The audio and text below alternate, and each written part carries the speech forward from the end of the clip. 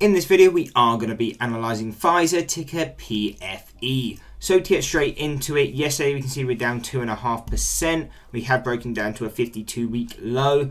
But not only that, we are starting to come down to relatively good buying areas, whether you are looking to trade or invest in this company. So we can see, at least on the technical side of things, we have two key supports if we continue down to around $41.70 to $41. This would be our second deviation on both the 6-month and the 1-year chart, and will definitely be a heavy layer of support. But obviously do note, technicals aren't everything. Fundamentals will always have a bigger impact on the market. So if you see news either related to Pfizer or just overall markets are weak and we are continuing to fall in prices, which as of right now isn't unlikely, then do note, yes, we will still probably get a bounce off these levels, but it may not be that reversal we're looking for. So just take that into account in this kind of market conditions. These definitely can still provide good trading levels, but if you are investing and you're looking for the long term, it may not matter that this isn't the bottom and can then still provide good buying opportunities, but doesn't guarantee that we're coming into a reversal at this level. But as of right now, those are our key supports. So if we did break that, we would be looking at 38.75, going down to 36.75, and then final levels at $36 and $33. Now, on the other hand, if we start increasing in price and you want to see what resistances we would focus on, right now we have our closest support at around $44.50 and $45, and we can see that we did have a bit of consolidation here for the past few trading days. So if we do come back to this level, hopefully, or just kind of really just pay attention that we're not coming into the same sort of consolidation at this level.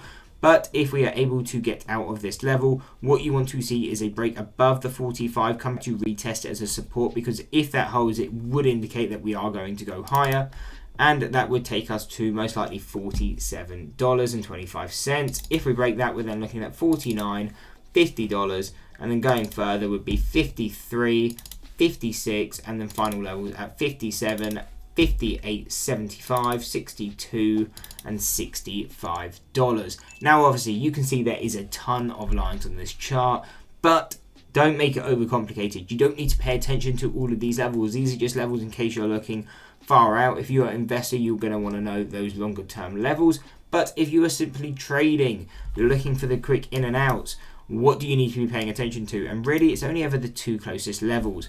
So as of right now, we are falling in price. So our key focus is, firstly, are we coming down to the 41.50? If so, can we hold it? If so, expect to bounce to 44. If not, really, because these two levels are so close, use them as a zone. But if we break below the 41.10, come back to retest it, and you see selling pressure kick in, this is a key indication that we are going to go lower. And this is where you could start being more short bias on it and try and get that trade down to 38. Now, on the other hand, if we start going to 45, again, you want to see that break above, come back to retest it as a support, and if it can hold, then we would be more bullish on this stock, and you could expect to push to 47. So if you're looking to trade these kind of levels, we can see they do have quite good upside. On the shares alone, that would be a 5% increase. Obviously, depending whether you trade shares or options, that could be much larger. Anyway, I hope you enjoyed the video. If you did, why not drop a like and subscribe, and check out this analysis video here.